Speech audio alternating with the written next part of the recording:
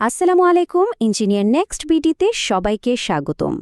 আজকে আমরা ২০২৩ সালের বাংলাদেশ পানি উন্নয়ন বোর্ড মানে বিডব্লিউডিবি এর উপসহকারী প্রকৌশলী যান্ত্রিক পদের পরীক্ষার প্রশ্নটা একটু সমাধান করে দেখব। যারা এই পরীক্ষার জন্য প্রস্তুতি নিচ্ছেন তাদের জন্য এই বিশ্লেষণটা কিন্তু দারুণ কাজে দেবে। তো চলুন আর দেরি না করে শুরু করে দেই।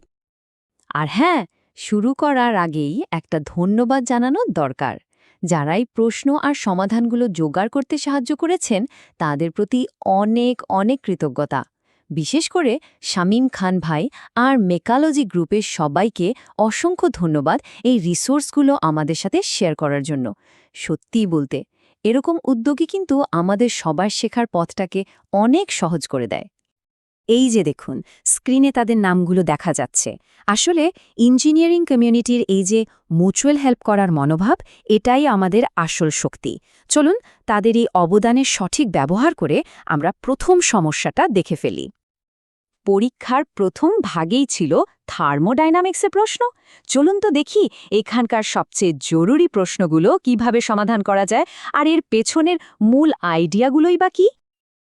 আচ্ছা, আমাদের প্রথম প্রশ্নটা ছিল একটা 2 টানের এসি ইউনিট নিয়ে।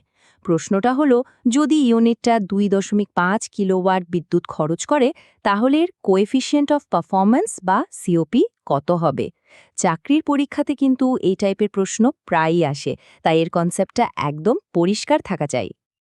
তো এই যে সিওপি, এটা মূল ব্যাপারটা কি? খুব সহজভাবে বললে সিওপি হলো কুলিং এফেক্ট, আর তার জন্য যে পাওয়ারটা লাগছে এই দুয়ের অনুপাত। মানে একটা সিস্টেম কতটা দক্ষতার সাথে ঠান্ডা করতে পারে সিওপি দিয়ে সেটাই মাপা হয়। আর এই সূত্রটা তো দেখতেই পাচ্ছেন, COP is equal to QN/W। চলেন সমাধানটা ধাপে ধাপে দেখি। দেখুন, প্রথমে রেফ্রিজারেশন টনকে কিলোওয়াটে নিতে হবে। কেন? কারণ আমাদের পাওয়ার ইনপুটটা কিলোওয়াটে দেওয়া। আমরা তো জানি 1 টন রেফ্রিজারেশন মানে মোটামুটি 3.5 কিলোওয়াট। তাহলে 2 টন মানে কত? 7 কিলোওয়াট। এইটা হলো আমাদের আউটপুট মানে কিউএন। আর পাওয়ার কনজাম্পশন বা ডাব্লিউ তো প্রশ্নে দেয়াই আছে, 2.5 কিলোওয়াট। ব্যাস, এখন শুধু সূত্রে মানগুলো বসানোর পালা। তাহলে কপ দাঁড়াচ্ছে 7 কিলোওয়াট ভাগ 2.5 কিলোওয়াট মানে 2.8। সোজা কথায় এই এসি ইউনিটের কোএফিশিয়েন্ট অফ পারফরম্যান্স হল 2.8। এর মানে হলো এটা যে পরিমাণ বিদ্যুৎ খরচ করে তা 2.8 গুণ বেশি তাপ সরাতে পারে। দারুণ না ব্যাপারটা? তো আমরা দেখলাম কিভাবে থার্মোডাইনামিক্স দিয়ে কুলিং সিস্টেমের দক্ষতা মাপা যায়। এখন চলেন দেখি এই একই বিজ্ঞান আমাদের দৈনন্দিন জীবনে, যেমন একটা গাড়ির টায়ারের চাপের ওপর কিভাবে প্রভাব ফেলে। প্রশ্নটা হলো, একটা টায়ার 30 ডিগ্রি সেলসিয়াস তাপমাত্রায় 2.5 কেজি পার বর্গ সেমি গেজ চাপে ফোলানো ছিল। গাড়ি চালানোর পর তাপমাত্রা বেড়ে হলো 40 ডিগ্রি সেলসিয়াস। এখন ফাইনাল চাপ কত হবে? এই সমস্যাটা সমাধান করতে হলে আমাদের গে-লুস্যাক্স লটা মাথায় রাখতে হবে। এই সূত্রটা কি বলে? এটা বলে যে গ্যাসের আয়তন যদি ফিক্সড থাকে তাহলে তার চাপ আর পরম তাপমাত্রা একে অপরের সমানুপাতিক, মানে একটা বাড়লে আরেকটাও বাড়বে। টায়ারের ভেতরের আয়তন তো আর বদলাচ্ছে না, তাই না? তাই এই সূত্রটা এখানে একদম খাটে। এটাই হলো এই অঙ্কের পেছনের আসল বিজ্ঞান। এখানে সবচেয়ে জরুরি আর ট্রিকি পার্ট কোনটা জানেন? সেটা হলো গেজ প্রেশারকে অ্যাবসলিউট প্রেশারে কনভার্ট করা। এখানেই কিন্তু বেশিরভাগ লোক ভুলটা করে। দেখুন, গেজ প্রেশার মানে হলো অ্যাটমসফেরিক প্রেশারের উপরে অতিরিক্ত চাপ, কিন্তু গ্যাসের সূত্রগুলো কাজ করে টোটাল বা অ্যাবসলিউট প্রেশার নিয়ে। তাই আমাদের প্রাথমিক চাপ P1 হবে 2.5 গেজ প্রেশার যোগ অ্যাটমসফেরিক প্রেশার 1.033, মানে মোট 3.533 কেজি বার বর্গ সেমি অ্যাবসলিউট। আর তাপমাত্রাকে তো অবশ্যই কেলভিনে নিতেই হবে। এখন P1/T1 = P2/T2 সূত্রে মান বসালে আমরা ফাইনাল অ্যাবসলিউট চাপ বা P2 পাচ্ছি 3.64। সবশেষে এই মান থেকে অ্যাটমসফেরিক প্রেশারটা বাদ দিয়ে দিলে আবার গেজ প্রেশার পেয়ে যাব। আর আমাদের ফাইনাল উত্তরটা হল 2.61 কেজি বর্গ সেন্টিমিটার। তার মানে তাপমাত্রা বাড়ার সাথে সাথে টায়ারের ভেতরে চাপও বেড়েছে, যেটা কিন্তু একদম বাস্তবসম্মত, তাই না? আশা করি এই পর্যন্ত আলোচনাটা সবার বেশ কাজে লাগছে। পরীক্ষার প্রস্তুতির জন্য এই রকম আরও ডিটেইল সমাধান পেতে ইঞ্জিনিয়ার নেক্সট বিডিতে সাবস্ক্রাইব করে রাখতে পারেন। আমরা কিন্তু নিয়মিতই এমন সব কন্টেন্ট নিয়ে আসি। বেশ, থার্মোডাইনামিক্স থেকে এবার আমরা একটু মেকানিক্স আর ফ্লুইড ডাইনামিক্সের দিকে যাই।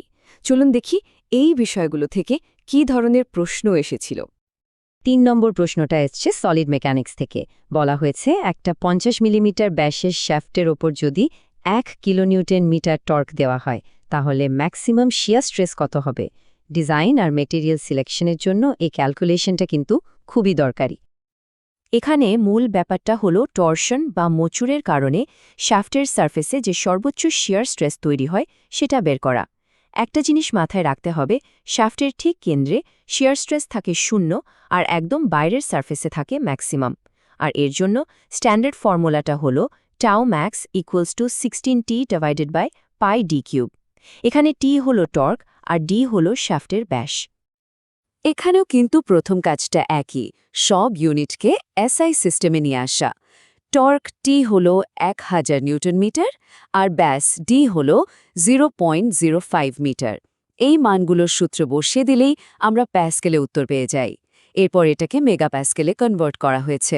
কারণটা হলো ইঞ্জিনিয়ারিংয়ের স্ট্রেসের মান সাধারণত মেগাপ্যাসকেলে লেখা হয়, এতে সংখ্যাটা দেখতে ছোট আর বুঝতে সহজ হয়। এবং আমাদের চূড়ান্ত উত্তর হল 40.8 মেগাপ্যাসকেল। এর মানে কি? মানে হলো ওই নির্দিষ্ট টর্কের কারণে শ্যাফটের সারফেসে সর্বোচ্চ এই পরিমাণ স্ট্রেস তৈরি হবে।